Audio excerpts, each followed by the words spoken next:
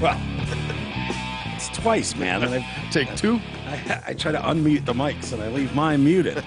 So the world is sending me, the universe is sending me a note. Shut the fuck up, dude. It's just a little rusty. Yeah, I guess. Hello, everybody. Welcome to the show. Mike and T. Roy in the house. What up, T? How you doing, brother? I'm doing good, man. Well, I've been better. My knee's been killing me all day for no reason. Really? I didn't trip. I didn't step on anything. I literally woke up this morning and just my left knee's hurting. And all day I can't get comfortable. It's driving me nuts. Yeah, getting old as fuck. Old as shit. That's what it is, you know? Yeah. I'm wearing the same shit because I refuse to go buy like a dress or a muumuu. Sure. So it's like I found one thing that fits, and so I you like just it, go wear with it. that. It's my knee. It's probably just your, you know, what, 600-700 pounds, and so I'm just, it's just awful. I got a bad one too, and it just acts up. Yeah, your knee. Oh yeah. Usually when it's about to rain. Yeah. Well, maybe that was it. It's kind of gloomy out. Yeah, definitely. It's been gross. Hope everybody had a good weekend. Easus is not here. He and I will do the show tomorrow. T, you're not going to be here tomorrow. You've got helping your daughter move. Yeah, which is great. Moving on out. Moving on out. Get the fuck out. It's exciting. Yeah, it's very exciting. Good Moving for out her. for on her own for the first time. So Yeah, leaving Big mom's deal. place, Yeah. and yeah, that's great. Good for her. I mean, that's exciting. I remember that first time you got your own shitty apartment somewhere, exactly. and you know all the hand-me-down furniture, and you know the old plate sets. Like, dude, when Fellhauer and I first lived together, like Clark furnished our house. Yeah. like old plate sets and silverware and lamps. You and take whatever you can couch. get. Oh yeah, it was like whatever. Oh, I got an end table for you guys. We still have the I got a couch. pool table. Yeah, I still have his couch. Those were Baker's, man. Those were nice ass couches at one point. So yeah, that's exciting. But he's at the Rolling Stones concert. Yeah, big deal tonight. He must be going with his dad. Did he say? I think it was. Yeah, he likes doing that, which is really cool. You know, hanging out with his folks, like shit like that, going to events. Good experience. I wouldn't have pegged him as much of a Rolling Stones fan. Well, you never know. You know, usually I tell people when they're going to a show like that you wouldn't think. It's like, oh, don't worry. When you get there, you'll recognize 3/4 of the songs anyways. You'll be like, I didn't even know that was the Stones, you know, where they're doing Devil or Brown Sugar or Angie. Oh, they're not doing Brown Sugar anymore. No, they're probably not allowed to do that anymore. No, they're not. They came out. They said they weren't doing it anymore. But you'd know so many of their songs. But with Easus, not so sure. No, not so sure he'd know. Yeah, maybe. You know. His dad will. It's right in his wheelhouse. Yeah, his dad for sure will. Yeah. So But yeah, if you take a minute, go back and look at those lyrics of Brown Sugar. Brown Sugar, yeah, a bit rough. Can't believe they made it this long. Yep, times were a bit different. They're probably woke enough that they can just skate past that now. They're probably super woke guys, and you know, can't go after Mick too hard. Didn't he just have a kid at 80? So at 72 or some Is that what shit. it was? Yeah. But it's gonna be weird. No Charlie Watts. Yeah. Chuck well, died. Rest So in peace, man. yeah, he's a great drummer. Yeah. Really was. That went downhill fast. Yeah. He said Usually well, does when you're 80. Generally, yeah.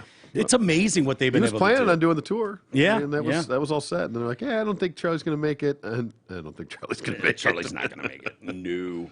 Yeah, he had a weird style with his hi hat. You know, not to get technical, but the way, like, it's usually like the Stone shit is like all 4/4 time, 1 and 2 and 3 and 4 and 1 and 2, just basic. He was a great jazz player, but the Rolling Stones is more pop, rock and roll, and so it's really basic.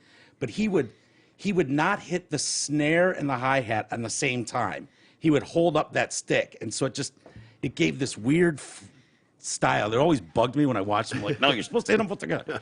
But he was just a different kind of player. But Yeah, it works. didn't hit very hard. But you know, he's a great pocket player, and dude, those guys can still bang it out for Yeah. sure. I don't know if you've seen the Stones a few times. Or, I saw them once years ago, but Yeah. I haven't seen them anytime recently. I've seen them. But I mean, they were old when I saw them. so- Yeah, they were old in the 80s. Yeah. I mean, they were old as shit way back. Exactly. I mean, it's like the Beatles, Yep. you know, it's like, but yeah, I saw them. We saw them in Vegas and seen them here multiple times. And I'm always amazed because it's like you see them in 91, and then it's like, it's 2000. Holy shit, they were old as fucking 91. Yeah. And then you see them, you're like, God, they can still move around out there. They're Better still go see them. doing This it. might be the last time. Yeah. 30 years ago. I've been saying that for 30 years, exactly. And you see Mick and Keith, and it's like, dude, they can still Yeah, they look absolutely good. rip it up out there. Yeah. So, It'll be a good show. Keith's Is that an gonna outlive us LCA, I'm all. assuming? Yeah, it's got to be. Yeah, yeah. So good for them. A lot better day in anticipation of a Stones concert than what I was doing all day, which was watching the court trial of Kyle Rittenhouse. Closing arguments today. Closing arguments. Yeah, that's why I was paying more attention. I mean, I paid attention, but Yeah. oh my God, they've had the cameras going since 9 o'clock this morning, Yeah, nonstop.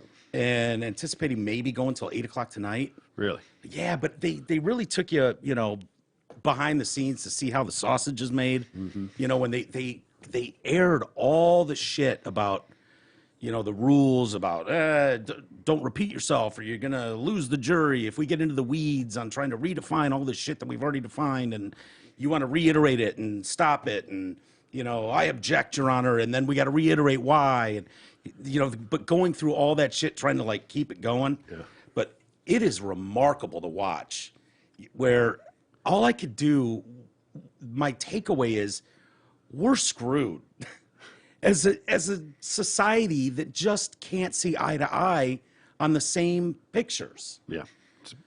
It's been that way. You can look at the same picture and see it two completely different ways. Yeah, and it's just, how is it going to get spun? It's like the dress, blue or yellow. Yeah, or that yeah, stupid blue thing or gold, wasn't whatever, it? Yeah.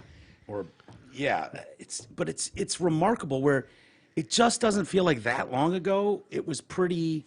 You go, oh yeah, here's the facts as we know them, blah blah blah blah, and the whole country can kind of go, yeah, that guy's a piece of shit, fuck him, But this, it's like so many people want to play it out in the court of public opinion, and you see differing things, and there's no penalties for it, like that shitbag that was shot in the arm got his. I mean, they showed video of his arm. I mean, it's just vaporized, like, gone. I mean, this dude took a shot. That's my arm being vaporized. That's my arm being vaporized.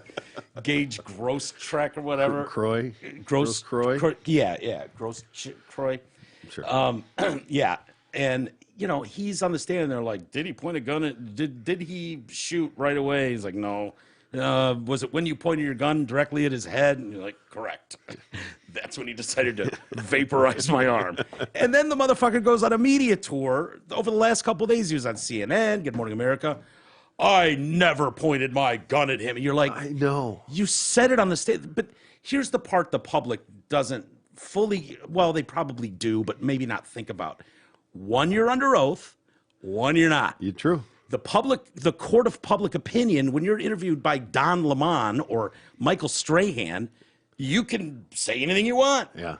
You can reinvent the narrative. But when you're under court and facing, not obstruction, but perjury, the video's clear as day, motherfucker. You can't just say. And you literally just said it. Yes. And then within 2 days, you're on Good Morning America, contradicting everything you said. And they're just soaking it up. And it's just shame on them for either not being educated enough to understand the situation or not giving a fuck and perpetuating that narrative and that it doesn't matter, to give him that platform to come out and lie, basically, and contradict himself for what purpose? Yeah. Stop and think about that. Why? You know what he said. That's what I can't Nobody figure doesn't out. know what he said. Yeah. And so to let him come on your show and let him say that stuff and not cross-examine, but not even a follow-up question, not even like, hey, didn't you just say like 12 hours that ago you on the did stand? he didn't shoot you until you pointed your gun No, at I him? did not. Okay, well, we have video here. Explain what you were saying then. That's journalism of the highest regard. Here's what the problem is. If you don't acknowledge it happened because you're a narrative-driven network, if you just don't acknowledge that portion was said on the stand, you don't play the video, and you don't ask any follow-up questions or tough questions, if you just go, so you were just there as an innocent kid, looking out for yourself, and this guy just shot you. You didn't even point a gun at him. No, I did not, under no circumstances.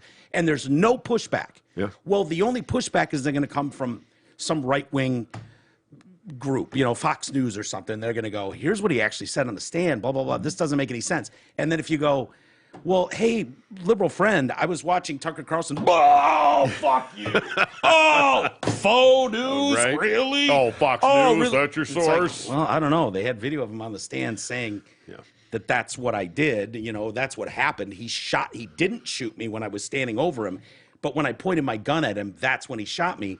Like, that happened in court. We all watched that in court happen. And that wasn't a slip up. That didn't, that didn't get cross-examined. Correct. And, dude, the best part is the prosecution table when he goes, so he did not pull aim the gun and shoot you in the arm, vaporize my arm, until you pulled your gun and pointed it at his head. Correct. And the prosecuting table, the guy just goes, oh fuck. He just puts his hand in his head. He's just like, oh shit. How do we get around that? I was hoping they were going to ask him that. God, I never saw it coming. Right? How could anyone see it coming? The defense is like, check, please. Yeah. Oh, look at that time. We got to go. We're going to rest here. I always thought closing arguments was like just a brief synopsis of your, you get, 5 minutes here to say your side. They get 5 minutes to say their side, and they go deliberate. I was watching a bit of it before we came down, and I have no idea. It's been going all day. I don't know how long. It's been going since noon. Yeah, this is the 5 o'clock defense side of it. Yeah. And he's laying out all the things that he's going to be showing the jury.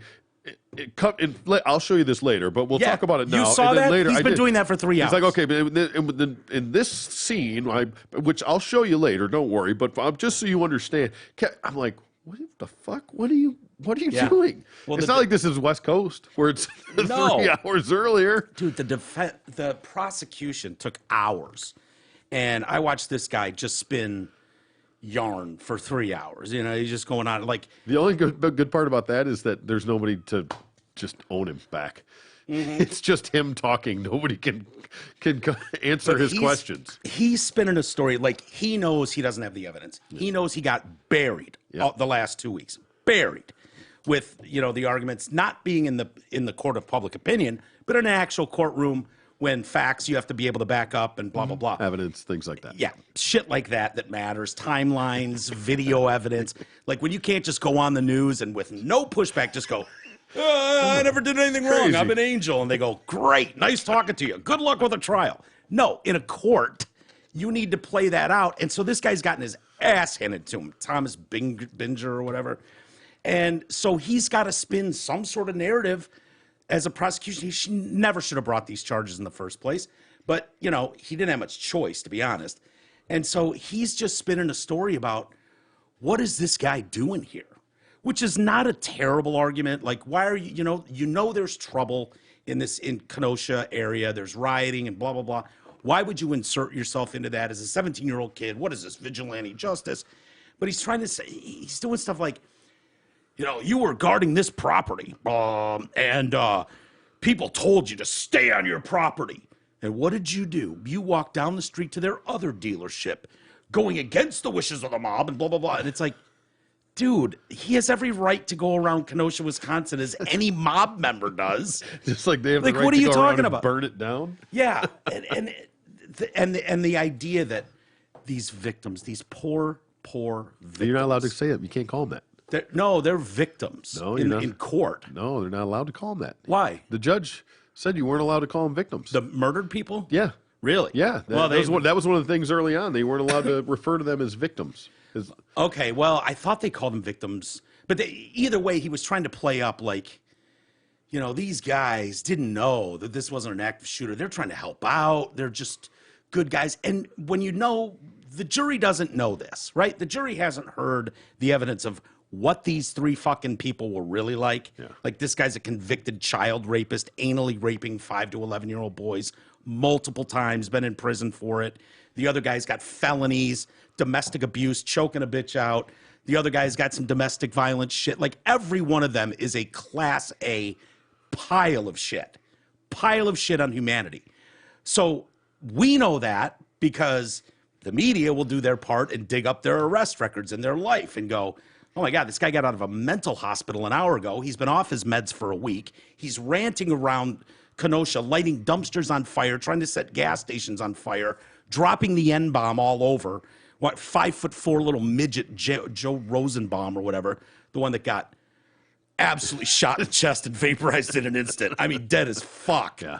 Dead as fuck. And I can't help but go, the world won't miss Mr. Rosenbaum. I'm sorry. You can spin this any way you want. And so the jury's only hearing what went on at the scene. And so it's just crazy. I don't know how this plays out. I imagine Kenosha is going to be like Ferguson, Missouri, probably. in a matter of hours. Now, why the judge dropped the gun charge Yeah. today, Yeah. which was one that they actually probably could have got. The Well, But it was because of. And I remember in his testimony, they were like, "Why'd you buy that gun?" He was like, "Because I thought I couldn't have a pistol." Yeah. They're like, "Why'd you think that?" He was like, "I don't know, because I thought I thought that was the deal. I don't know." there's a couple things that have been debunked, and Ben and Jerry's has taken shit of all people because they have to get political now, and they're like, they tweeted out how this guy illegally brought a gun across state lines. Well, it's like, dude, that was debunked so long ago. This gun it never left Wisconsin. It was never in Illinois. A friend of his bought it, was supposed to hold it for him till his 18th birthday.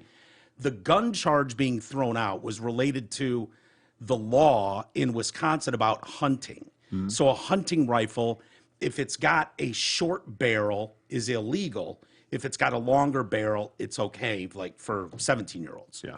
And so technically he had that. And so they were like, okay, we're throwing charge number 6 of illegal firearm. We're throwing that out because by the letter of the law, it measured out the right way that a 17-year-old could have it, you know. Yep. You know, and we talked about this day one and said, you know what, like seriously, what are you doing there? This is a shit show going on, and just being there is dangerous.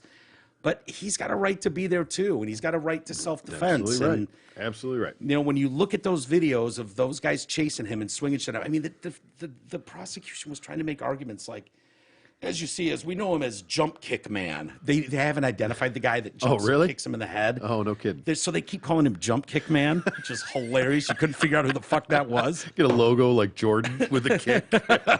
Jump Kick Man. They're like, is that really grave danger, being kicked in the head when you're down? I mean, really? You need to use lethal. It's like, yeah, dude. Yes. Yeah. Is a skateboard a weapon? This guy who carried, in honor of his friend, a skateboard everywhere he went. It's like, okay, that's fine, but you can't swing it at someone's head, asshole. Club him with it. The guy had a rock in his fist when he swung at him. All he did was knock his hat off. Was he trying to steal his hat? Does that deserve the death penalty in Kenosha? It's like, no, dude. But someone swinging a rock at your head or swinging a skateboard at your head or kicking you in the face. Because they missed the first time. Yeah, because they missed the first time. They were going to kill that dude. Yeah. They were going to kill him on the streets. Yeah. But the fear is, no matter what this decision, if the prosecution were to somehow eke out a win, and that would only be because the residents are like, this is the best chance we have to not have our city burned down. Yeah, exactly. I don't want my house to burn down today. Yeah. So I don't want them doxing me as a a juror. And that's part of the problem of making this stuff so public. Yeah. It really is. You know, that stuff's out there, and it plays a role. You can vet the jury as hard as you want, but there is no one on there that doesn't know what happened, doesn't already have some opinion in their mind, and does not fully understand the ramifications of what can happen. Don't you think in cases like that, where you've got literally the whole country, if not international headlines, covering this, where you need to get it out of Kenosha? Yeah, but anywhere. I mean, I know, but you've got a better chance of at least somewhere. Yeah, of the immediate riots, somewhere neutral. True. But this idea that we need to, but right in the backyard is because that's where it's going to go down. But it didn't matter wherever it was held, it would probably burn. You could have it in Omaha. Didn't OJ successfully do this? Wasn't he able to get it in LA proper instead of Brentwood courts, where it was like, there's no way he can get the jury we're looking for in Brentwood, California. Yeah, that's true. Yeah, let's go to LA with this motherfucker. Stack this box. We can't exactly find peers. we want some of these people in the box. They're like, got you, homie. Don't worry about it. You'll be doing Hertz commercials by the end of the week. No worries. We're gonna move it to Compton. Yeah. But yeah, when you see these things, it's like, okay, let it go through the process. Let's weigh both sides and let a jury of peers make a decision. And if he's found guilty, it would be like George Floyd, and nobody would riot. But if it doesn't go your way, that means that you've got carte blanche to destroy the city, light it up, and destroy businesses, and have other cities spring up with disastrous results too. that just feels really, really wrong that that's the way we're going to operate the justice system. Yes, sir. You know, George Floyd, there's a lot of people who believe that that was jury tampering in that case against Derek Chauvin. Not saying he wasn't guilty. I don't know. You know, I wasn't on the jury, but it looked terrible, no doubt about it. Sure. I was interested in hearing what the laws are about certain chokeholds and neck restraints. Like, I was willing to hear people out because I'm not involved. Right. And it's like, well, that technique is taught to officers in Minnesota during these periods. And it's like, okay, well, I'd like to hear more about that. But people didn't want to hear that. And they were out to get a guy, which may have been the right choice. It certainly looked like murder to a lot of people. Yeah. And I fully understand that.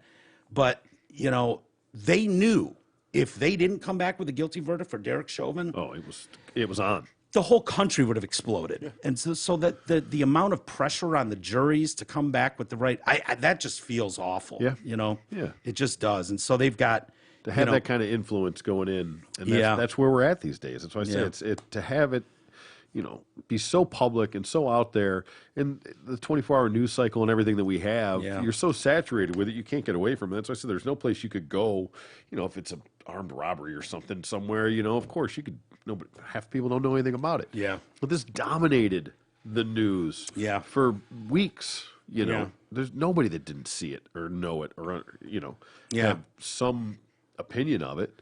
Who was it? It was either MSNBC or CNN was talking about this is the ultimate white privilege. And it's like, okay, I don't know how you bring in racism. He shot 3 white guys. He's a white guy who shot 3 white guys. Like, if you want to do your bullshit fucking race baiting narrative because he shot 3 black guys, like, that would make sense. But he shot 3 total pieces of shit of society, white guys. But you can tie it in because the white guys were there protesting for the black guy that got shot. Another gigundous piece of shit, by the way, Jacob Blake.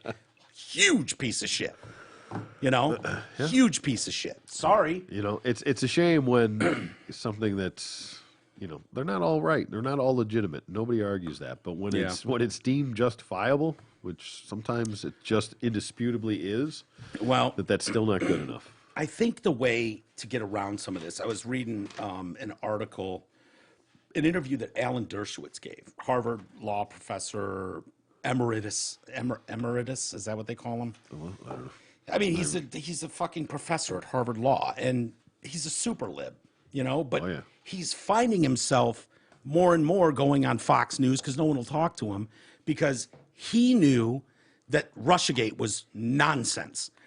He knew early on that whole Russiagate thing that all of our liberal fucking family and friends bought into, full stop, for 5 years was bullshit across the board.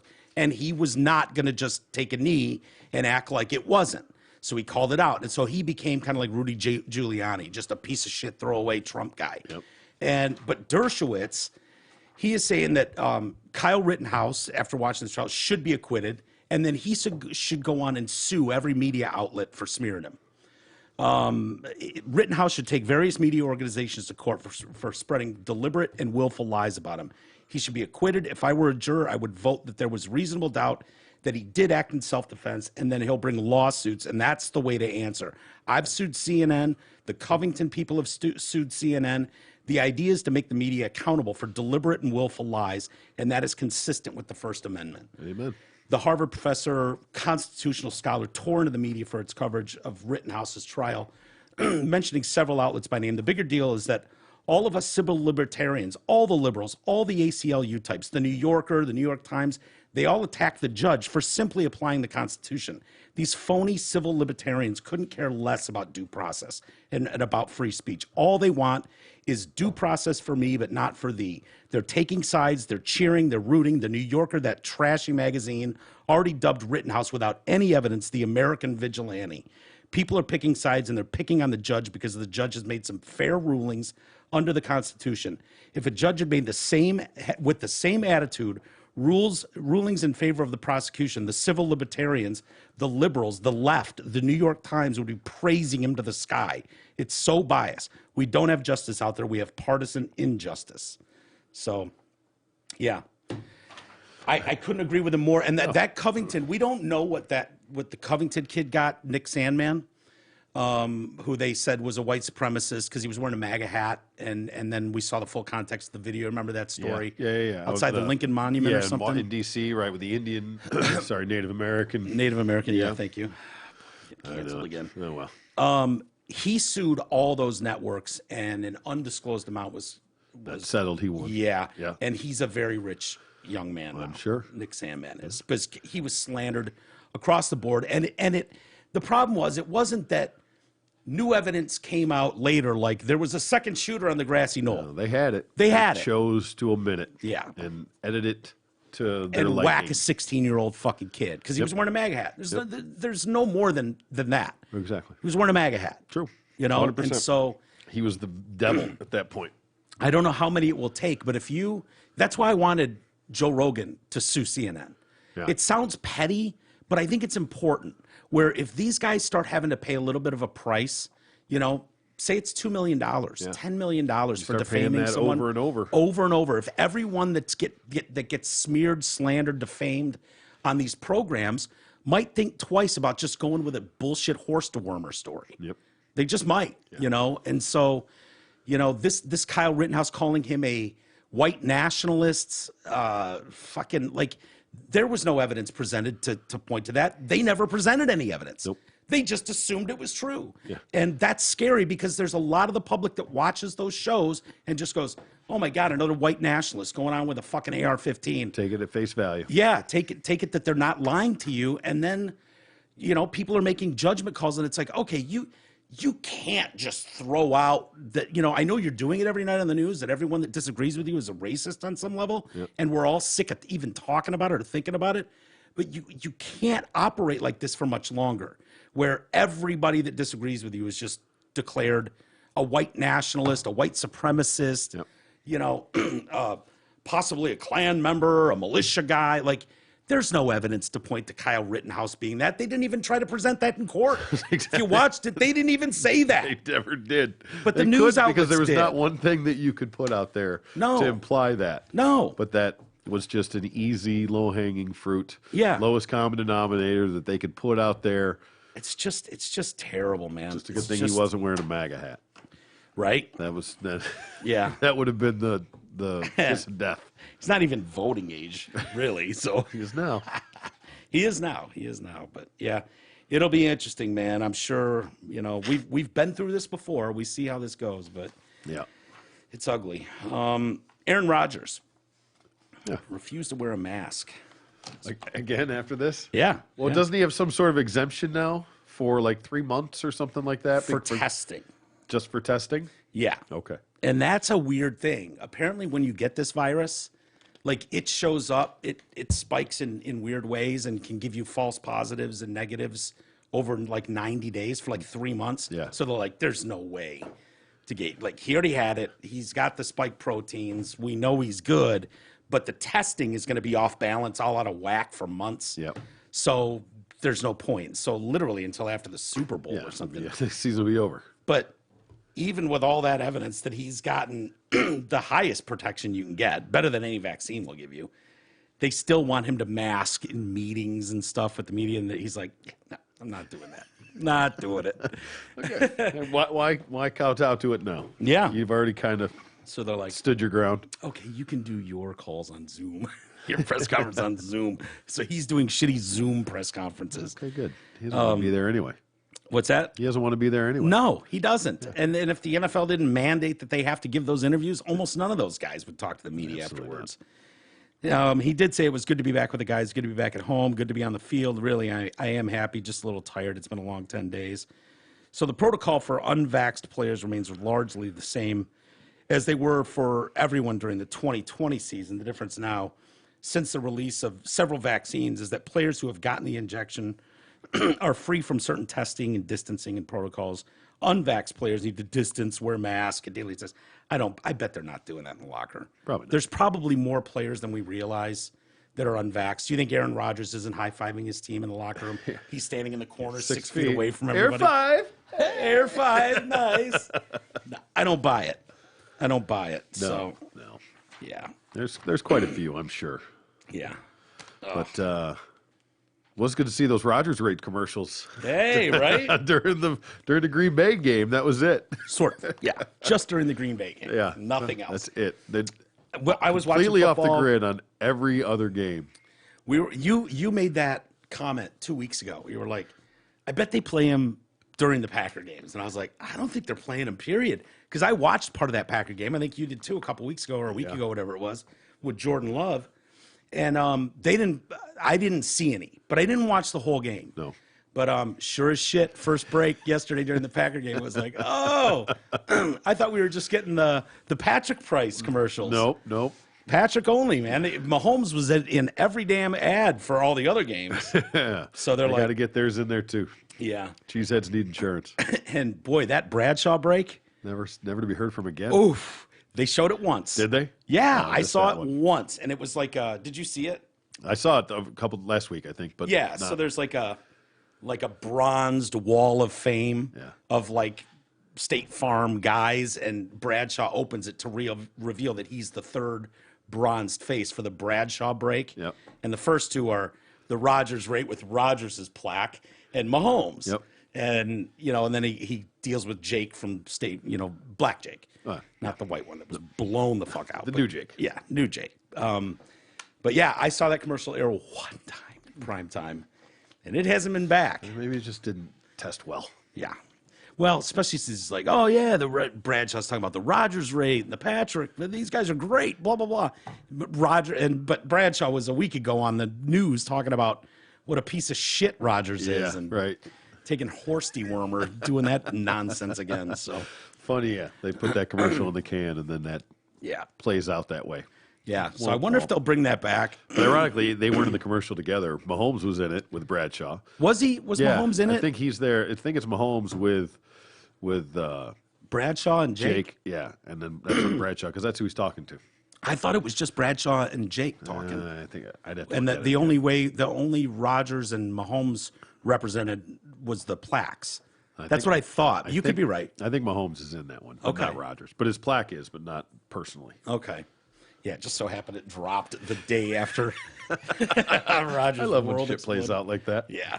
I wonder what they'll do long term because they're standing by him. I would argue they're not standing by him because they're not airing the commercials. Yeah. Except in, on Green Bay games. That's the only place we've seen it. Yeah. If they're airing it elsewhere, please feel free to let us know where that is. I think they're hoping that this will just go away and they can just it start bringing them back in.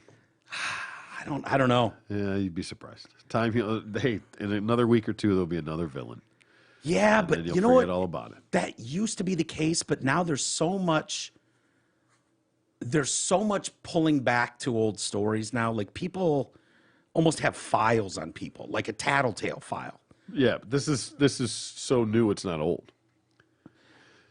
Right. You're not. But You're not going to be digging up. anytime you see Mark Wahlberg opens another restaurant, right? Or he's got a new movie coming out. People go to their Mark Wahlberg file and they go, "Oh yeah, remember in fucking 1990 he punched an Asian guy in the face and blew his eye out or something." That there's some weird story about that he like kicked some fucking Asian guy in the head and blew his eye out or something. I heard that's not true. I don't know. But people reference it all the time. It's like, oh, what do we got on Patrick Mahomes? Nothing yet. We'll keep a file going. Like, so for Rodgers, anything, he could win the Super Bowl, and there's going to be haters. Yeah. Piling, if it gets announced, which it would, he signs a new 5-year deal with State Farm. It's going to be like, I'm canceling my insurance immediately. That fucking guy endangered the lives of children and grandmas everywhere. Like that'll be what people do. Yeah. So Like I said, I don't think they're probably not. it's getting worse, is my point. They're probably not going to re-up the contract. Would be my guess. Well, that's not standing by your guy. Yeah, those are words. Yeah, I know. Those are and just standing by your words. guy means running your spots too. Yeah. It doesn't mean going down to 1%.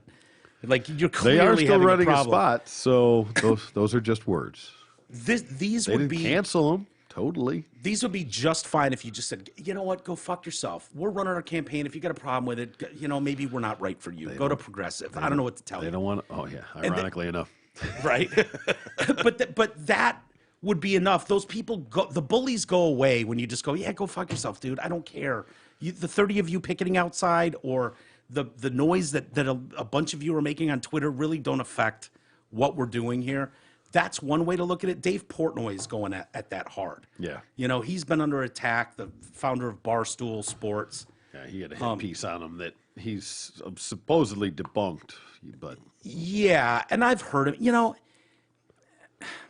he's a brash, cocky, you know, guy, sports shit talker, smart business guy. People loved what he did during the pandemic. His pizza reviews are legendary. The Barstool Fund was unbelievable. Yeah. And he had Rogers was one of the people that did that, and it helped out quite a bit. But yeah, raised tens of millions of dollars. But I don't know what it ended up at, but loves to fuck chicks. yeah, I mean, What a crime! oh no, What an animal! what a piece of shit. And so he's not afraid. What I love about Portnoy is he's not afraid to go, yeah, what about it?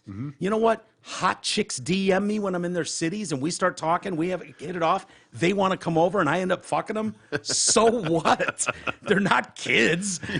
These are consenting adults, women. You know, and so he was basically able to identify, this is like an 8-month hit piece by Business Insider magazine, and saying, you know, and he knew it was coming because so many girls had contacted him going, dude, what's going on? Business Insider reporters are asking me if you did anything shady or blah, blah, blah. Like anyone that had any connection to Dave Portnoy, they wanted to interview and get any dirt they could.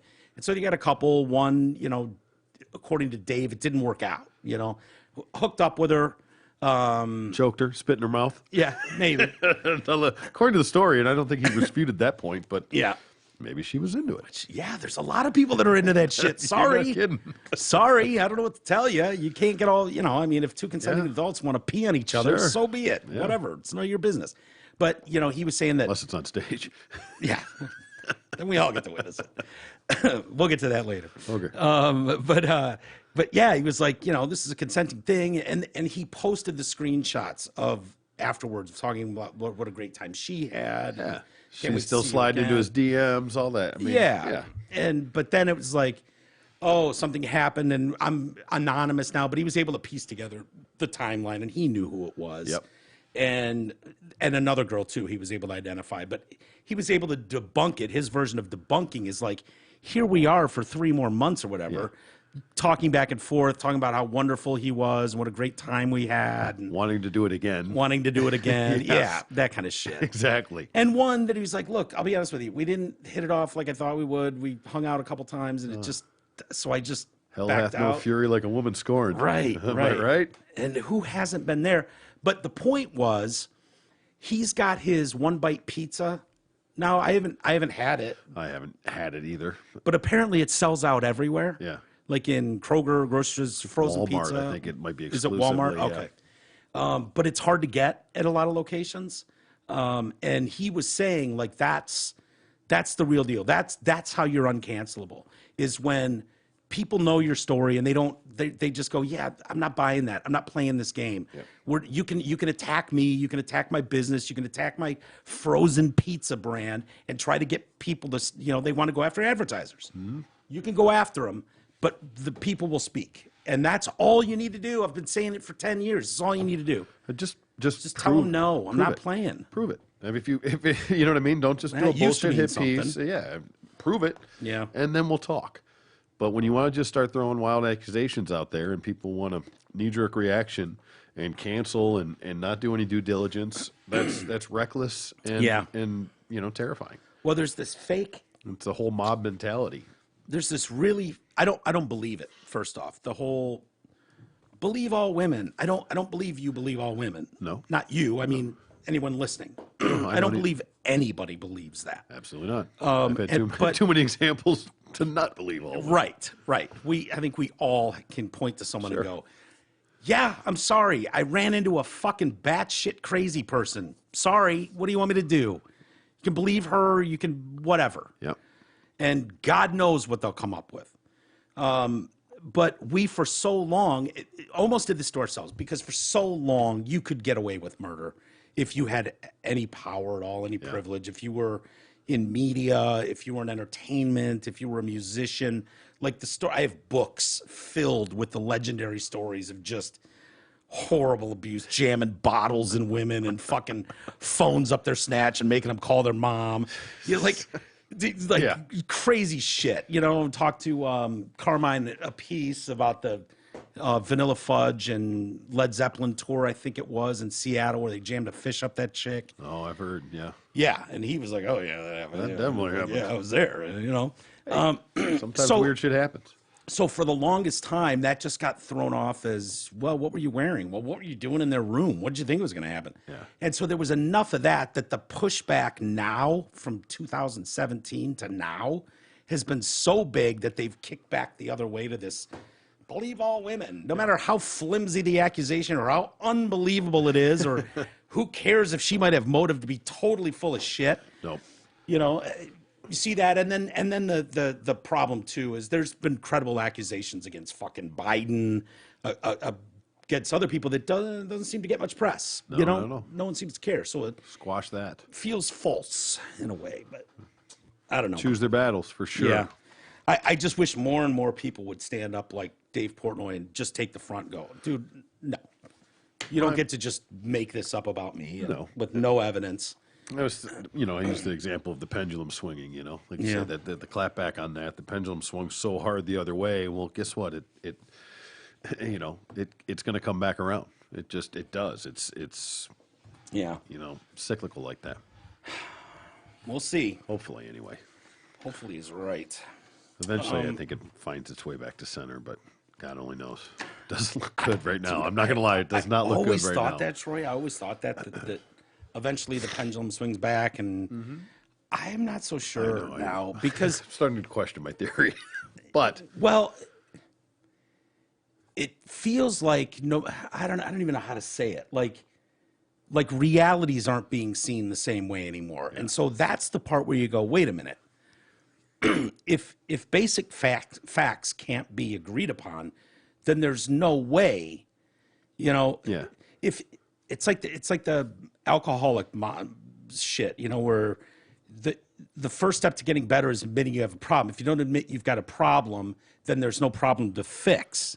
Right? So until you come to that honest realization, so it's almost like we're playing this thing where basic facts are not believed, and so no one knows what to believe, and no one's willing to get out of their camp. And I ponder a lot, like, what if I'm wrong? What if I'm wrong about every fucking thing I've ever believed? Yeah. Because that's almost what it takes to think the other way. True. Like, that's how insane it sounds to me. Yeah. And that it has me going, dude, critically think about life. Are you sure that you're right about anything? Because this side of the aisle right now is telling you everything you've ever fucking known is wrong. Completely wrong. And a lie and tragic and hellish and the worst thing ever. It's got to be fucking with people's mental health out there. Yeah, I believe it. It used to be the left and the right, going back and forth. I mean, to oversimplify it with a presidential, whatever. We'll just say, for 8 years, it would go this way, it would go that way, it would go left, it would go right. It was veering down the road, but it was still going down the road. The checks and balances, you'd get off a little bit this way, what they do with the taxes, then they'd bring it back, and what they do with foreign policy, and they'd bring it back, whatever. You were still just going down the road. You were just kind of veering, but that veer is getting farther and farther and farther, and you're just going to come ripping off the road. Yeah, and you're not going to be able to come back from it. Yeah, there's not, because just think. Just think if in the next election,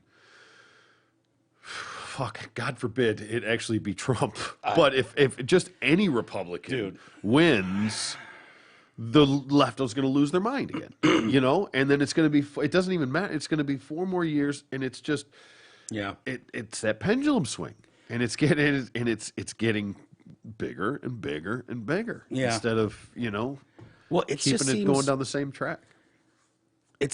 It's really hard. Like, for the longest time, my whole lifetime, our whole lifetime, Democrats. You're way older than I am, by the way. Way. I'll get you by a good 6 months.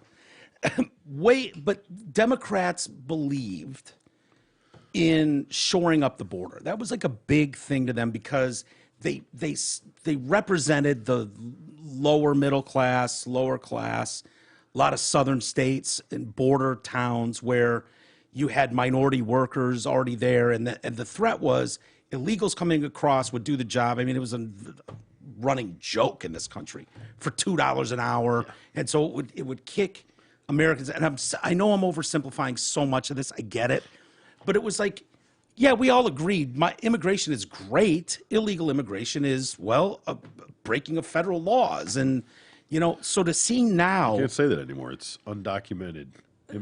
Oh yeah, you can't even say alien. Right. No one's alien. It's just, no one's just undocumented. Yeah. No one's illegal. No human being is illegal. Okay. But this push now, like that wasn't the reality just a handful of years ago. No. And I've played it before. I've got video and audio of Pelosi and Schumer and Biden and Hillary and Bill Clinton, all of them talking about the importance of rock solid border security and blah, blah, blah. You can't have blah. And now it's like that doesn't exist anymore. It just feels wrong. It feels weird. Yep. And it feels out of place. And I don't know what's going on. Like, okay, I know politicians are all full of shit, but because that was part of Trump's, agenda. So they had to veer so opposite of that to be so anti-Trump. That because he wanted walls and to close the borders, that they have to go so opposite that they just want to open the borders. Right. Right. Even when that's not what they believe and what they know is not possible and not what's best, they just had to say that because they had to separate themselves as much as possible. Yeah. It just seems, I don't know, it seems crazy to me. And the fact that we can't see eye to eye on dumb shit like that anymore is terrifying for what the future holds. It really is, man. It's really, it's scary. We're going to skid off the road. Yeah. Alex Jones facing financial ruin. Who's listening to Alex Jones, honestly? I mean, who takes it seriously? I think he's funny. Yeah, I think he's talented. Crazy. I mean, he's not wrong on everything. No, he's not. But he's not right on everything either. No. And he is a character. Yeah. I had a real problem personally with the Sandy Hook story. Of course. That was, and it wasn't just that some guy out there is screaming that the earth is flat or the moon is fake. Not the moon landing, the moon. Like those fucking crazy people they exist. Yep. Whatever. The moon is fake, by the way. I don't know who put it there or why, but you should see the backside of it. Yeah. No one's seen the dark side of it.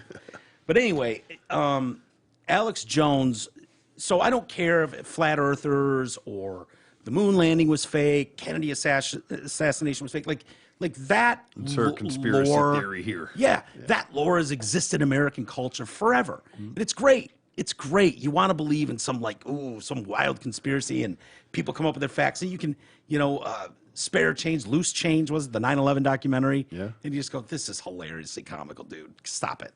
You could poke holes in it. You could watch it and go, oh, that's an interesting point. I never thought about that. But it's fun to go down those rabbit holes. So I don't have a problem with them at all.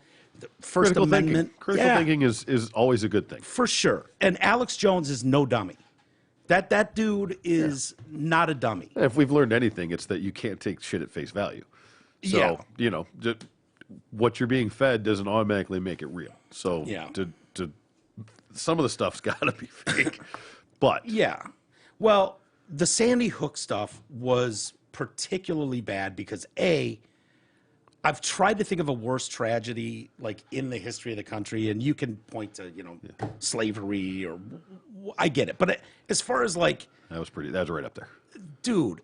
Walking into a kindergarten classroom and murdering 20 students, 6-year-olds, and 6 teachers, and your mom. Mm-hmm.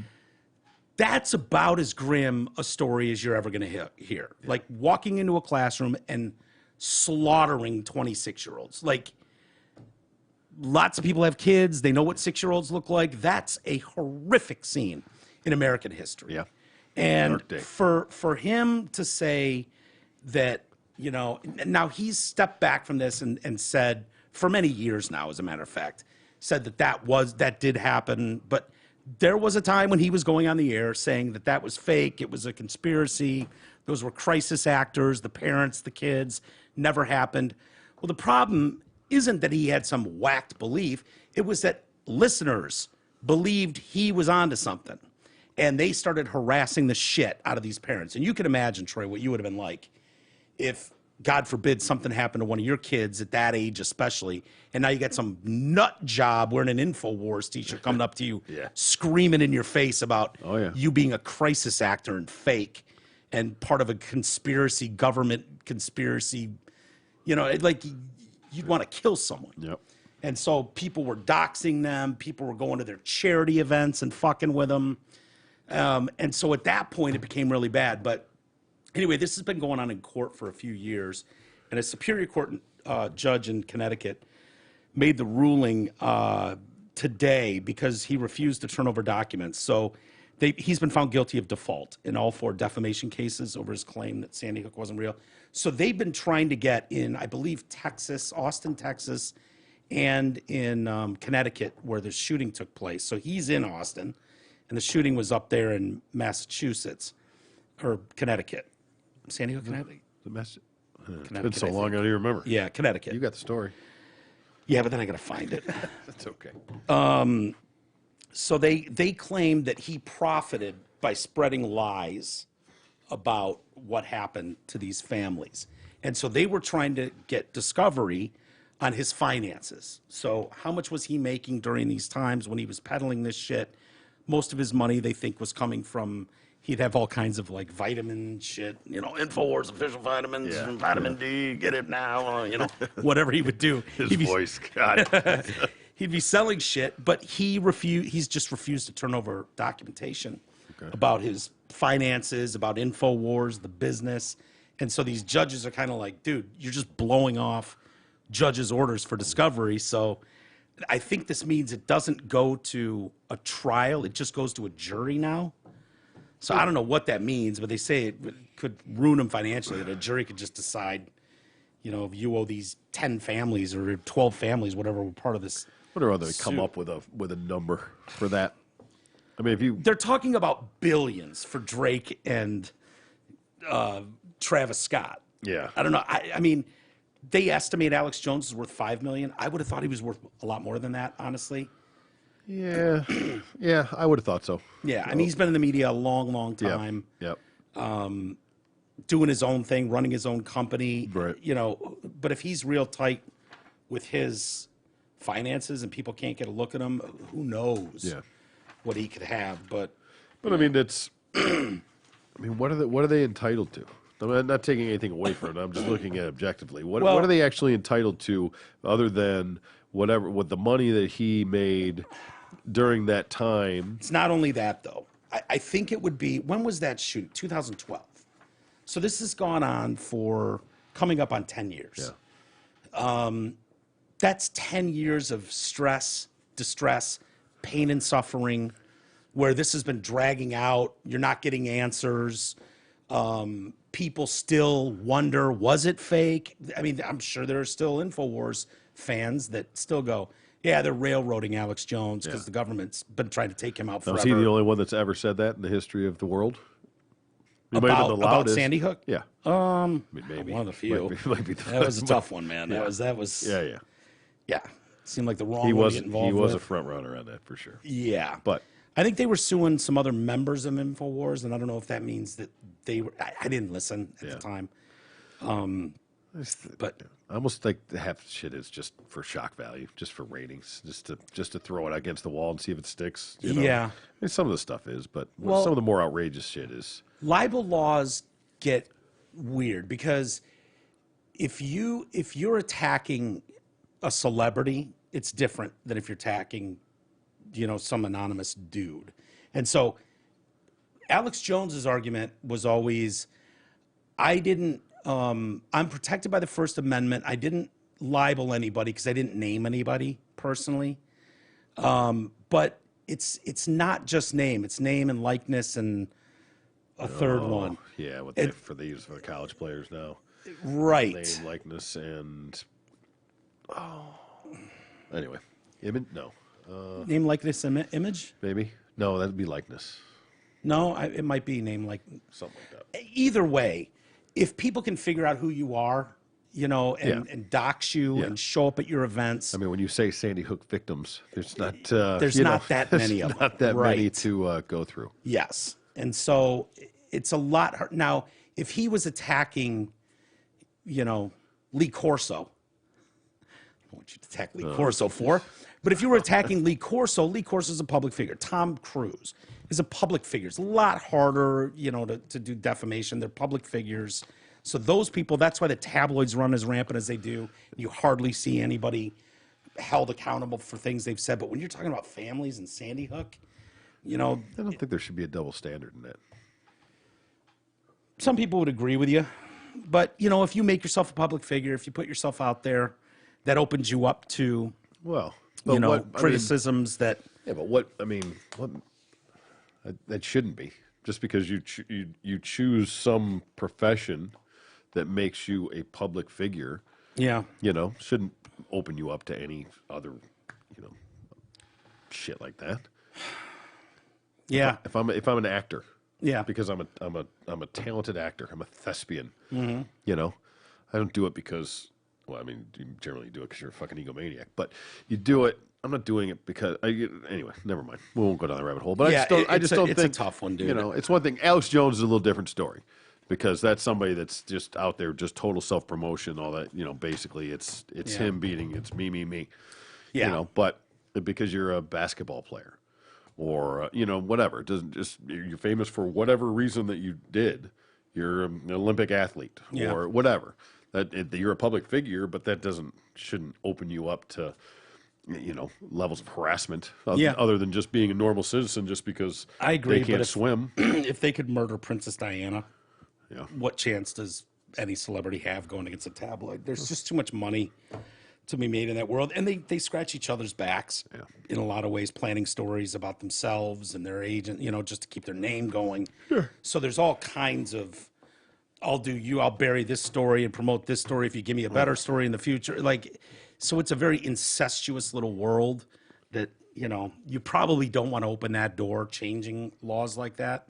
But yeah, it's disgusting. We've made ourselves a worse society by having the tabloids it's more the celebrity worship, because the tabloids wouldn't work if everybody didn't suck dicks of every celebrity they've ever heard of. Amen to that. You know what I mean? Yeah.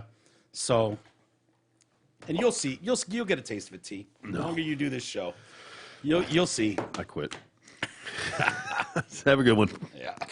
See ya. Hey, we've got a 10th victim now in the Travis Scott Astro World.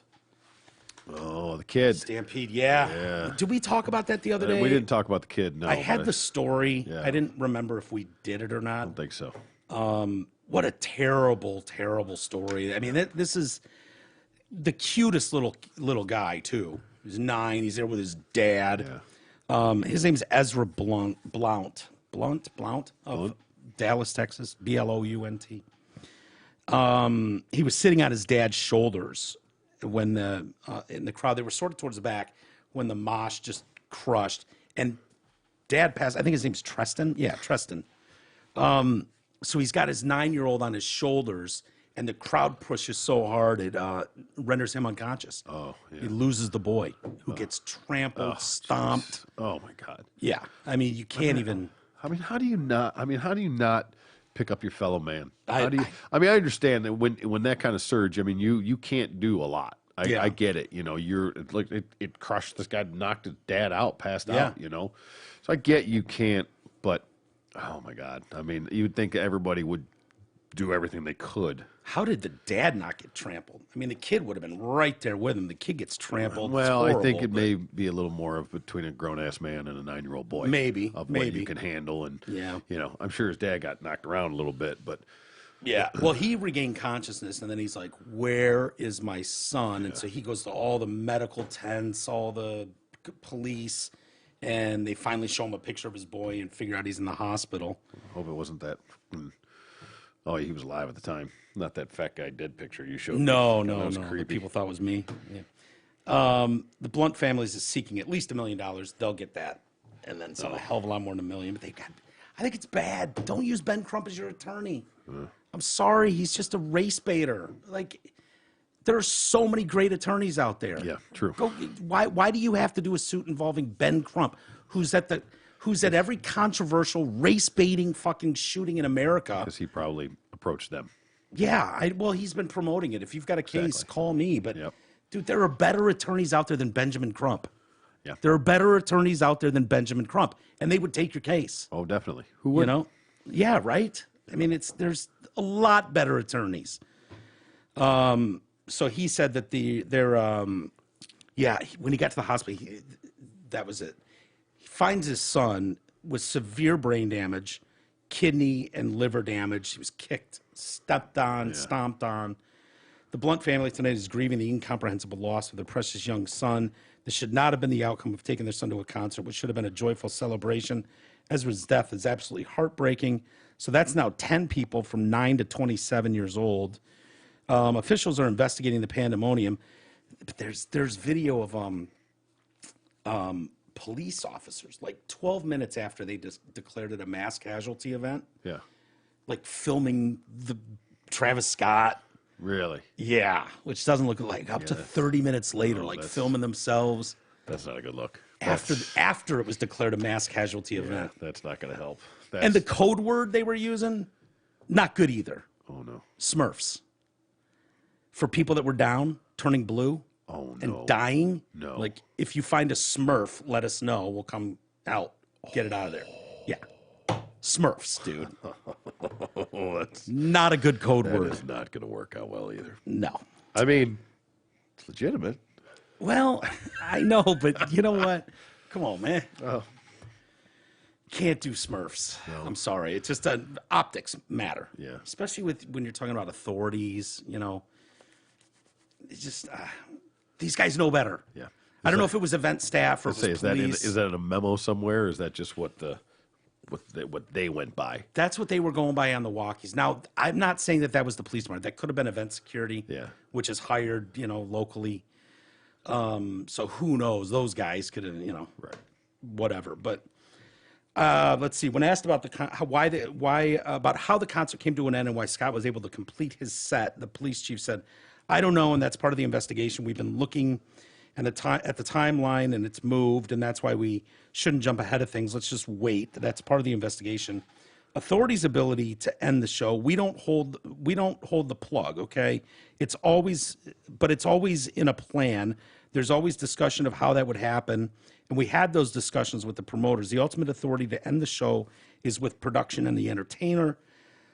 Travis Scott has been widely criticized for continuing to play on for 38 minutes after Houston PD declared a mass casualty incident, and for attending a party with Drake afterwards, where he didn't know what the casualty thing was, but he went to a post-show party. Scott's lawyer, Ed McPherson, said the rapper did pause the show when he spotted fans in trouble and was wearing an earpiece during the gig, which limited what he could hear. Those in-ear monitors, you wouldn't. You need to be able to hear what the band is doing. So those in-ear monitors would drown out a lot of that crowd. It's like That's this. true. We can't hear what's going on here with our headphones on. No. McPherson also revealed Scott was not allowed to stop the show himself due to a security protocol that put the decision in the hands of the producers. He said that when told to stop, he did. There's very little you can see from the stage. You're up there to perform. Your job is to entertain the crowd and get the crowd going. You can't see these things, crowd trouble. You certainly can't hear anything. Middle of the night that compounds things on stage, all you see is black in front of you. Yeah. Jeez, come on. I don't know, dude. This is a tough one. It really is. Like, it sounds like they're going to be sued and, for shit tons of money. And Did I hear, but- did I see that Drake went to the titty bar the next night and dropped $1 million? excuse me? Did you see the story? No. I should have looked it up. If I knew we were going here, I would have come prepared. Really? Heard the story that not the night, but the following night, Yeah. which was canceled. Yeah. Drake went to the titty bar and blew $1 million. Oh my God. That could be total bullshit, but that was it was a legitimate story. It wasn't like some weird hit piece I saw. From what I know, I didn't do any research on it. I just came across it and was like, oh, dude, Look it up later, and we'll that's see. not- Maybe we can mention it tomorrow. That's That's not just going to go well. Yeah, optics on stuff like that. Yeah. Like, I don't know what you want them to do. They're trying desperately to get pictures of Travis Scott outside his home, and they want to see if he's distraught. Like, Yeah. what's he supposed to be doing? Walking around in a robe outside, just sobbing in his like? No, that's Have balloons and teddy bears out in the front yard. And I don't know, like, this is a weird one because when you're dealing with 50,000 people in a stadium, it's not safe to just stop the show. Yeah. Right? We've seen this before. Guns N' Roses, St. Louis, stopped the show. Axl got pissed, stormed off the stage, and they destroyed the fucking place. Crash it, for sure. They destroyed the place. I think Axl was sued by the city of St. Louis for that one. People were injured. They ripped seats out of the stadium. Like, Travis Scott can't get 20 minutes into a show and then just declare everything stop and leave the stage. Yeah. That can be equally as dangerous. It's true. I mean, it's one thing if there's an event like that, not Axl just being a whiny cunt and walking off a stage. There's a little different scenario there, but if that would have been justified, again, I find it difficult to believe that they're going to be able to find them. That happened again, Metallica too. Well, that they're going to be found personally liable. I mean, there's going to be some damages, and there's got to be some insurance, for things like this. Yeah. But again, we were talking about liability, but that it's, they have to. It almost has to be willful. Yeah. Or blatantly neglectful. Well, had this been one of the events where he told people to jump the barricades, like that, that's true. I don't want to sound like a prude because I'm the first one to jump a barricade and go fuck around. I've jumped on stage before. Yeah. So, but when something happens, you got to pay the price for it. You can't have an entire lawn section jumping barricades to get crashed the front. But that's the thing. Like saying that he had done it in the past. He didn't do it this time. He didn't incite that. He didn't invoke it. He didn't, tell people to, rush. That's what I said. So to act like somehow, unless they can prove that they were, just woefully negligent in security measures, in other facets of that, where they were knowingly at fault for something, rather than just an event that happened that, because it could have been an Adele show. Let's just say. Whatever. But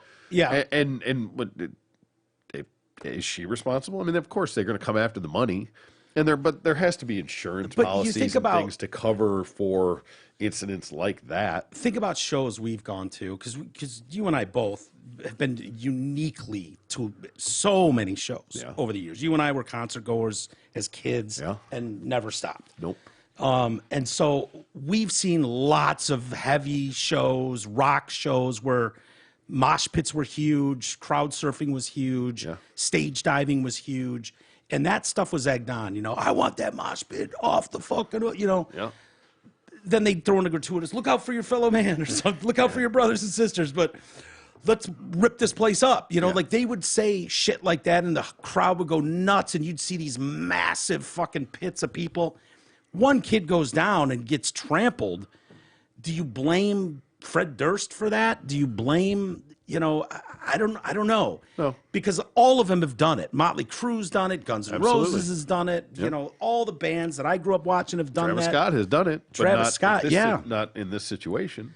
So I don't know. You would think that this would just be so. Drake was putting it on. He was promoting it. I think Drake just came on and did a couple songs. I don't know enough about this show. Yeah, right. But I don't think Drake was. Maybe he was. I don't even think he was head. I don't know either. But yeah, it sounded like he was during Travis Scott's performance. I would just think that for any of these big touring companies, the protocols will be locked in. That you're going with, what is it, GSL or GSI security, like top notch. They're in the yellow jackets. They're in every venue or all around the place. Like that's just standard. Yep. There's a certain amount of police officers for an event that holds 50,000 people. Yep. There's time limits on when it starts, when it ends. There's certain barricades up that aren't to be trespassed. Like that's just locked and loaded. We've been doing this for 60 years. Yeah, it's in the contract. Know. It's handled before it even gets to the planning phase. Which is why I struggle to blame the artist, because that's my point. You know what I mean? Like I've gotten beat up for that. People have emailed me and gone, "Are you out of your mind, Travis Scott?" Blah, blah, blah. It's like, dude, if you're on stage and those spotlights are on you, you can't see very far into that crowd. Not at all. And even the wildest mosh pit, you could just assume was a wild mosh pit. Yeah. I don't know what he saw or what video will reveal. If he absolutely could see and saw that it was an absolute shit show and did nothing, that's a different story. But I wouldn't necessarily think it was on the artist personally on the stage doing his job to know all of what's going on out there in the abyss. The only thing I will say is that it's not necessarily on the artist, but there is responsibility. I mean, if any time an accident or tragedy like that happens, somebody's going to pay. You know, is he personally responsible? No, but it was his event. So that's where his portion of that would comes in. That was he promoted. It was his event. So somebody along the line, it's not him. If it were, it happened during one of the bands before him. Whatever, one of the opening acts, let's just say. They're going to go after the biggest earner anyways. Well, they're going to, right. So I don't think it's necessarily Travis Scott, the artist at the time. I mean, it's more Travis Scott, the promoter, or whatever his title is in putting this event on. Yeah. I'm sure he's not the total money, but it was his his event. The responsibility would be with the venue, right? If you wanted to sue the venue. And I'm sure they are. Promotion, security, city ordinance people, like if you wanted to sue them, fine, you could do that. Now, if you had video of Travis Scott on stage in Houston at that show going, jump the barricades and get your ass down here, whole different 100%. story. Now he's incited something that turned tragic, and that motherfucker would go to jail for that, and he would lose everything. But I haven't seen anything that said he was doing any of that. Not that I'm aware of, no. But incendiary language is used all the time on stage. Tear the roof off this motherfucker. Let's go. Like, people say crazy shit to hype a crowd, but tell everyone to jump the barricades and get your ass down here. That's different. That's different to me. And if he'd done that, I'm all in. So I'm interested to see how this goes, because I don't know how much personally you can hold one band member. It's his name that's juicy on the lawsuit. Generally, when you're putting in a lawsuit like that, you just fucking sue everybody. And get it as much as you can out of it. And they'll get a ton. So you can't have 9 to 27. No, and they are entitled to something. I would imagine, but I'd say security protocols failed quite miserably. But billions, no. Yeah, I don't know where they're getting that number either. I don't either. What's the value of a life? Okay. Billions? Hardly, I'm always intrigued by UC Davis. My mom went to UC Davis, University of California, Davis. Their baseball team, a little trouble. Their annual hazing was revealed in a scathing report, Troy. I didn't think hazing was allowed anymore. They forced players to drink until they vomited. No way. No way. This is going to be hard for people to hear, I'll be honest with you. No fingers in the butts? No nothing? No elephant walk? Nothing? Just drink till you puke? The annual hazing dated back to at least 2016. It's quite the tradition you got going on there. The hardcore UC Davis baseball team. Steeped in tradition. Alumni described it as far back as 2009 or 10. Oh, okay. So this could have been going back 10 years. At least 10. Yeah. Rookies were divided into 2 teams to compete in various drinking games, along with a polar plunge. Yeah. That's where you jump in really cold water, right? Yep. They're in California. Where the hell are they getting cold water? Go to Alaska. I don't know what they're doing. Just put ice cubes in a bath and they can dip their toes in. That's about it. A scavenger hunt and a challenge to eat a live goldfish. Oh, been there, done that. Yeah. Done 2 of those. Have you? Yeah. Well, puke night Did in you college. keep them down? And then, no, the fish? No. Yeah. I mean, that was at the end. If you made it, you get to do the fish, but then that came out, and then we had 55-gallon drums, everybody's beer puke. Yeah. Then there was a bunch of fish swimming around in it. I was pretty happy he came back out alive, though. Hell yeah. They usually do. Yeah. You can hold them in there for quite a while and then puke them back up. In 2019 and 20, team leaders added an initiation activity that involved players swallowing a live goldfish, read this report. One player described being unfazed by the goldfish, particularly relative to the obscene mystery shot. That players estimated that 80% of the rookies in 2020 did not make it through the paired mystery shot and goldfish activity because of the goldfish. Others said they described immediately vomiting the goldfish or dumping it on the lawn rather than eating it. Older players used scare tactics with rookies that implied sexual conduct, although that contact did not actually occur as part of the initiation. Okay. This is scathing. Yeah. I mean, they need to be canceled immediately. UC Davis's baseball team annual hazing was revealed in scathing report.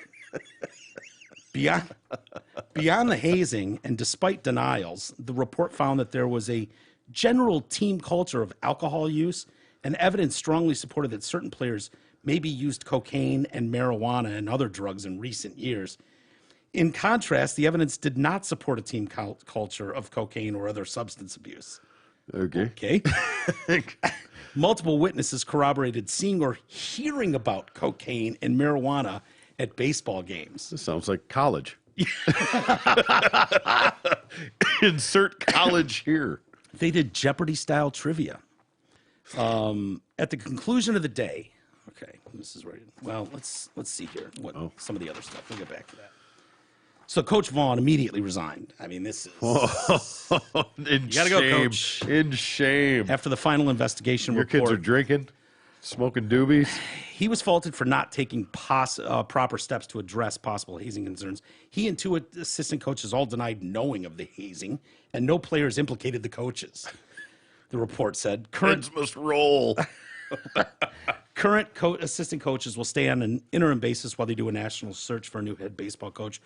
The university suspended the entire team and put the team's coaching staff on admin leave in July without providing details other than to say an investigation involving hazing was underway.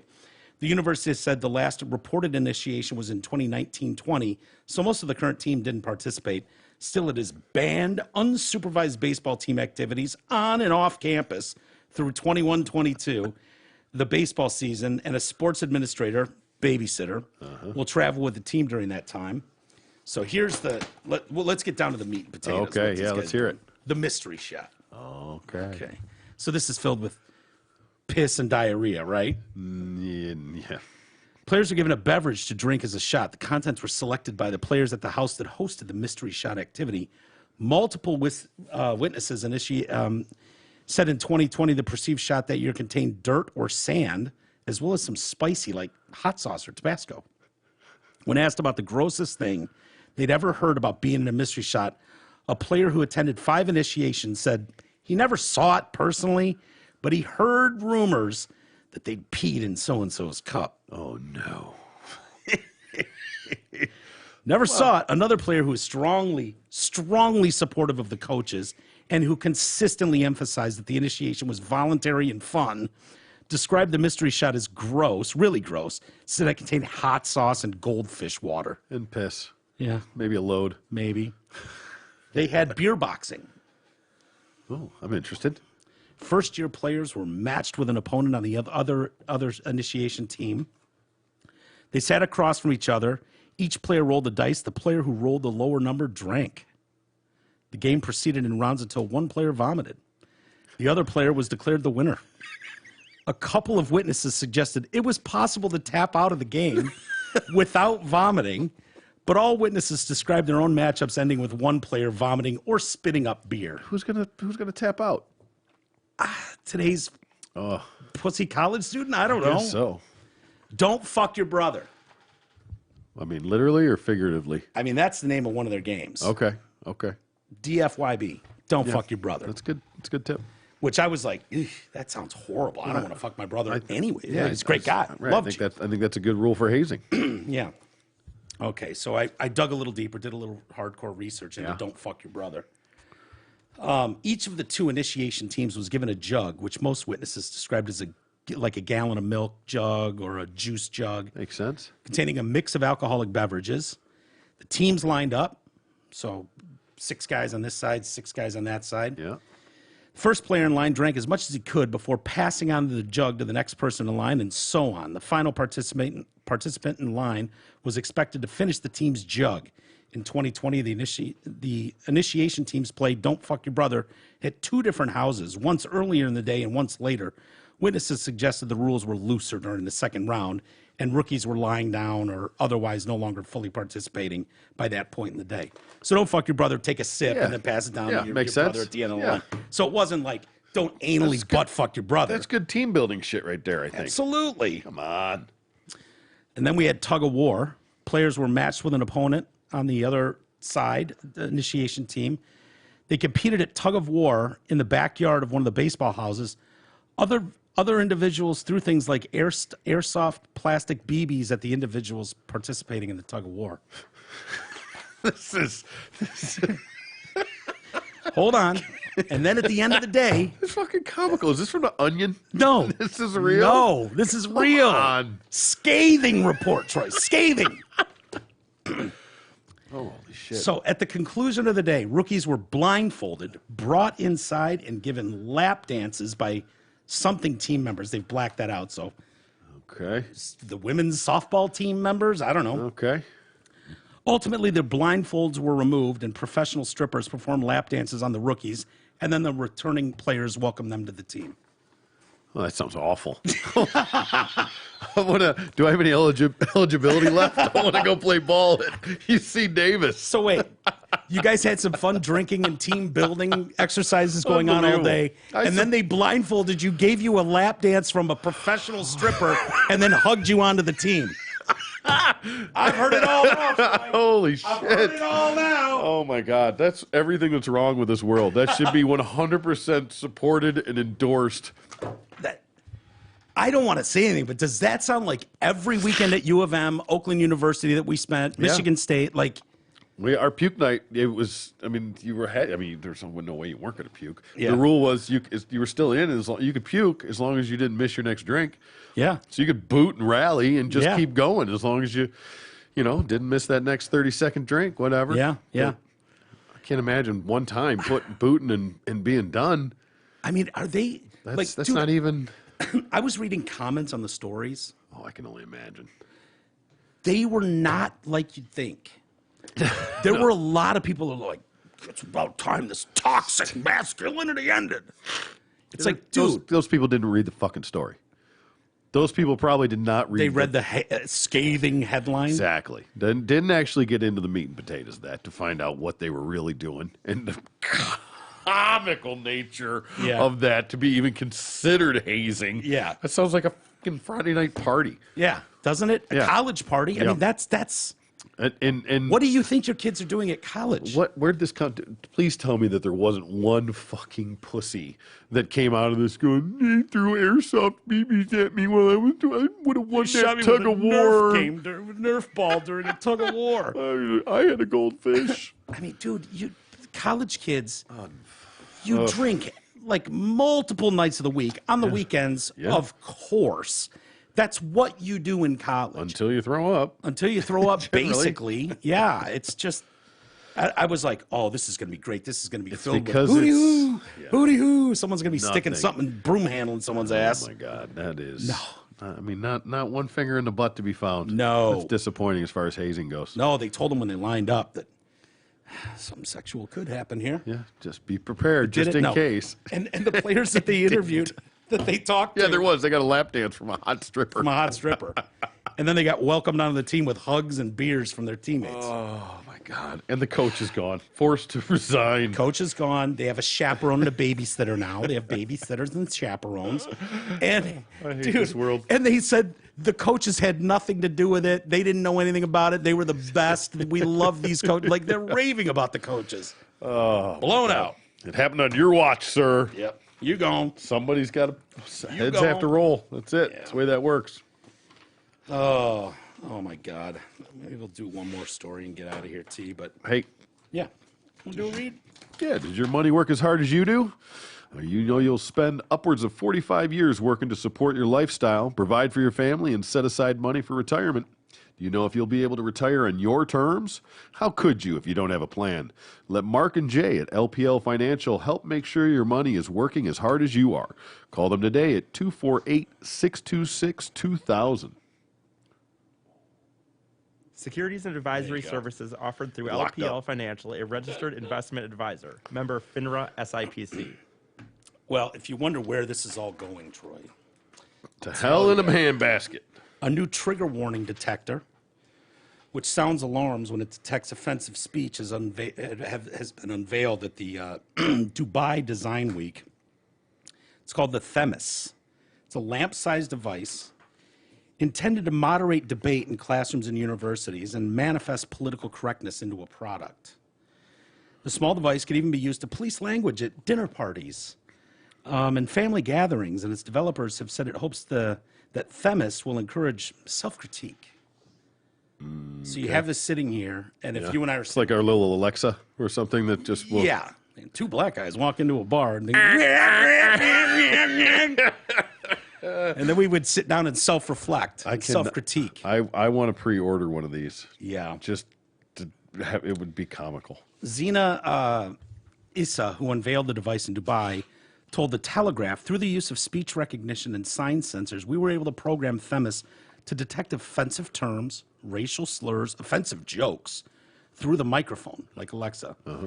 Extremely bothersome alarms that last approximately 2 minutes. Oh, my God. After which it turns off, allowing an open understanding discussion among people on the possible trigger matter and the potential reasons behind Themis's activation. I wouldn't go. It would never stop. I don't go 2 minutes without saying something offensive. Horribly wrong. I was thinking the same thing. If Themis walked into this fucking house, it would burn up in an hour. It would explode. There's no way. It's extremely offensive. Do you know how long 2 minutes is? Set your fucking pocket watch to 2 minutes. So I said it wouldn't stop going off. Thing's throwing a conniption fit over here because someone said Indian instead of Native American. Thing goes into a crying fit for 2 straight minutes. The device is named for Themis, the Greek goddess of justice and social order. Fuck that Greek goddess. Themis is currently being trialed in classrooms and university with a view to a wider rollout soon. Okay, looking forward to that. How many of those things are going to go spiraling through windows? I can't wait till that's an app. And just have it on your phone. I think it's all bent out of shape at a racial joke. My God. Oh, my Lord, dude. Well, hey, some people might need this that. This is the end, my only friend. So, hey, somebody actually put time and effort into that. Yeah. I do want to get my hands on one, honestly. I would like to try it out. Would it be cool? It will not, I promise it won't last very long. Well, it'd be fun to do a trial with Themis. Yeah. And just be like, I'd love to leave it here for the show and just to see how that works out. Well, just to see how we're doing. Okay, so we have to do 3 things. Okay. One, where we try to be on our best behavior and see how long we can last before that thing goes, no. I would like to know what my best behavior actually is. It probably fails miserably. Yeah, throws a fucking shit fit and starts crying all over the counter after 3 minutes. And then one where we just be ourselves and document how fast it starts crying its head off and demanding a safe space. How long it lasts. And then one where we do the show, not try to do anything special, but just do what we do. Yep. And see what it has to say about it. Yeah, sounds like a great social experiment. Yeah. We should definitely look into that. Is there a cost associated with Themis? I don't care. It's small, dude. It's small. It's like a little lamp thing size. If you are that asshole that's bringing this thing to your house for dinner parties, you're a fucking asshole. You are the biggest asshole on earth. Yeah. I don't want to come to your parties. No, definitely not. Unless it's a joke to see if we can get the thing to break. And you are not invited to ours. See if we can burn out the alarm system in one night. Like, if that's the challenge, fine. Let's see what the maximum capacity is. Let's see how many times it can scream and cry before Themis, it blows up. Let's do this.